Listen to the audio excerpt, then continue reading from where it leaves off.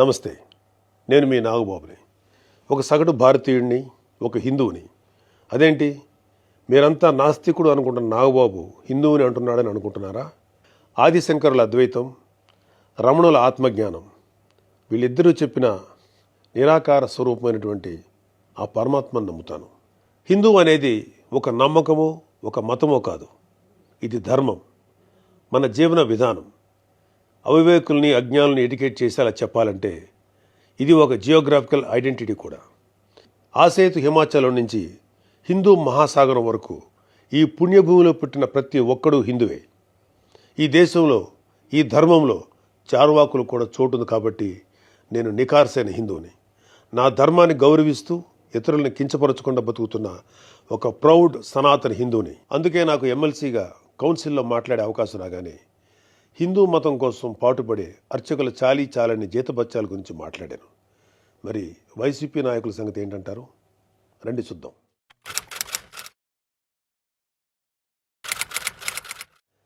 September 6, 2020 Antarvedi Shri Lakshmi Narasimhaswamy వారి రథం దగ్ధమైన రోజు. రాష్ట్ర వ్యాప్తంగా ఉన్న హిందువులందరి మనోభావాలు దెబ్బతిన్న రోజు. అప్పటి వైసీపీ ప్రభుత్వం ప్రతిపక్షాల ఒత్తిడికి తలొగ్గి కేసుని సిబిఐకి అప్పచెప్తామని చెప్పింది. కట్ చేస్తే 2023లో ఒక హిందూ హక్కుల యాక్టివిస్టు ఆర్టీఐ వేశాడు.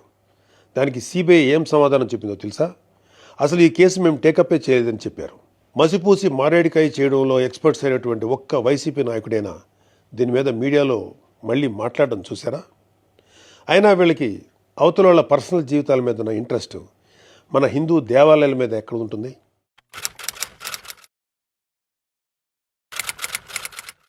డిసెంబరు 2020 రామతీర్థం రాముడు మనకు ఒక దైవం. మహావిష్ణు అవతారం మాత్రమే కాదు, అంతకు మించి ఈ దేశం తాలూకు ఆస్తిత్వం రామకథలో ఉంది. ఒక మనిషి ధార్మికంగా ఎలా బ్రతకాలో రామాయణం చెప్తుంది. రామాయణంలో మారీచుడు చెప్తాడు, రామో విగ్రహవాన్ ధర్మ సాధు సత్య పరాక్రమ అని. ఈ భూమి మీద రాశీభూతమైన ధర్మమే శ్రీరాముడిని నమ్మే జాతి మనది. అలాంటి రాముడి శిరస్సును నరికినా పట్టించుకోని ప్రభుత్వం వైసీపీ ప్రభుత్వం. అప్పటి ప్రభుత్వం ఇన్వెస్టిగేషన్లో చూపించిన నిర్లక్ష్యం వల్ల దీని వెనుకున్న అసలు దోషులను శిక్షించలేక ఏదో నామకే వాస్తే కేసులు పెట్టి దీన్ని నీరు కార్చారు. అయినా మీకు మీ మంత్రులకి రిలీజ్ సినిమాలకు రివ్యూలు ఇవ్వడం మీద ఉన్న శ్రద్ధ రాముడి మీద ఎందుకు ఉంటుంది?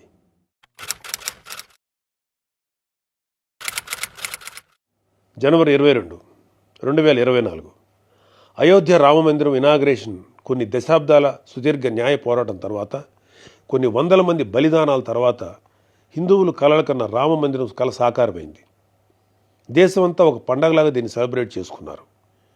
మన రాష్ట్రం నుంచి పవన్ కళ్యాణ్ గారు, చంద్రబాబు నాయుడు గారు కూడా వెళ్ళి అందులో పాలు పంచుకున్నారు.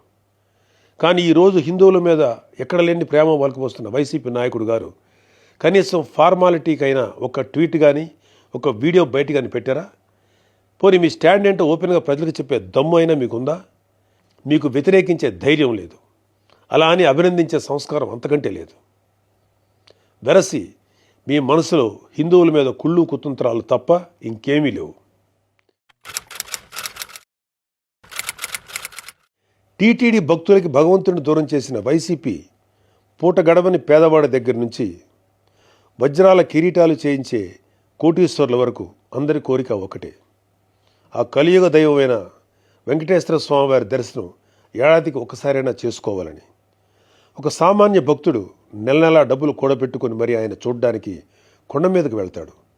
అలాంటి కొండ మీద అకామిడేషన్ ఛార్జీలు మీరు ఒక్కసారిగా ఎలా పెంచుతారు? నందకం, పాంచజన్యం, కౌస్తుభం, ఒకలామాత గెస్ట్ హౌసుల్లో 500కి దొరికే రూమ్ని 1000కి ఎలా పెంచారు? నారాయణగిరి గెస్ట్ హౌస్లో 1700 రూపాయలు చేశారు. ఇది సామాన్యుణ్ణి భగవంతుడికి దూరం చేసే ప్రయత్నం కదా? నువ్వు ఎవరిని, అదే ఏ మాఫియాని సంతోషపెట్టడానికి ఇది చేసావో అర్థం కారంత అమాయకులు అనుకుంటున్నావా ప్రజలు? దర్శనాలు సేవలు అయితే ఇంకా దారుణం. ఏదో కాయగూరల బేరం ఆడినట్టు 10,000 చెయ్యి, దీన్ని 5,000 చెయ్యంటూ ఎంత నిర్లక్ష్యంగా మీ సుబ్బారెడ్డి బోర్డు మీటింగ్లో మాట్లాడాడో మొత్తం రాష్ట్రమంతా చూసింది. అంత చులకన మీకు హిందువులంటే. ఇకపోతే తిరుమల మీద నువ్వు చేసిన దోపిడీ అంతా ఇంత కాదు.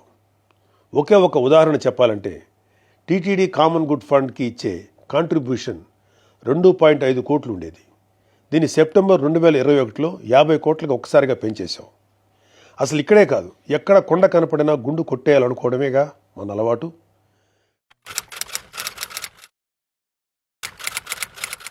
Declaration form. ప్రతి రిలీజియస్ ఇన్స్టిట్యూట్కి ఒక సాంప్రదాయం ఉంటుంది. దాన్ని గౌరవించడం మన ధర్మం. యుధా రాజా తదా ప్రజ అంటారు. నాయకులే రూల్స్ ఫాలో కాకపోతే ఇంకా ప్రజలు ఏం ఫాలో అవుతారు? అయినా బాధ్యత గురించి వైసీపీకి చెప్పడం చెవిటోడి చెవిలో శంఖం ఊదినట్టే. పవన్ కళ్యాణ్ గారు ఆయన కూతురు పొలినాని తిరుమల తీసుకువెళ్ళినప్పుడు ఆ అమ్మాయి మైనర్ అయినా కూడా ఒక గార్డియన్గా ఆ అమ్మాయి తరఫున డిక్లరేషన్ ఇచ్చారు. పవన్ కళ్యాణ్ గారి సతీమణి అన్నాగారు కూడా డిక్లరేషన్ ఇచ్చారు. ఇంత ఎందుకు, ఈ దేశ రాష్ట్రపతి అబ్దుల్ కలాం గారు కూడా తిరుమలలో డిక్లరేషన్ ఫామ్ పైన సంతకం చేసి అక్కడి నుంచి సాంప్రదాయాన్ని గౌరవించారు. నువ్వు కలాం గారి కన్నా గొప్పోడివా? డిక్లరేషన్ ఇవ్వకుండా వెళ్ళటమే కాక మీ మంత్రి వచ్చి ఆడి అమ్మ మొగుడు కట్టాడా తిరుపతి గుడి అని అంటాడా? అలా తలపొగురు మాటలు మాట్లాడితేనే జనాలు 151లో మధ్యన 5 తీసేసి 11 ఇచ్చారు. అయినా నువ్వు ఏమైనా మారావా? లేదు. డిక్లరేషన్ అడిగారు అని తిరుమల పర్యటన క్యాన్సిల్ చేసుకున్న చరిత్ర మంది. అయినా సెక్యులర్ ప్లేస్కి రిలీజియస్ ప్లేస్కి తేడా తెలియని నిన్ను ఎడ్యుకేట్ చేయటం మా వల్ల కాదు. ఇక ఫైనల్గా మన కల్తీ నెయ్యి వ్యవహారం గురించి చెప్పాలి. పాపం ఈరోజు డోస్ ఎక్కువైనట్లుంది, రేపు మాట్లాడుకుందాం. Stay tune.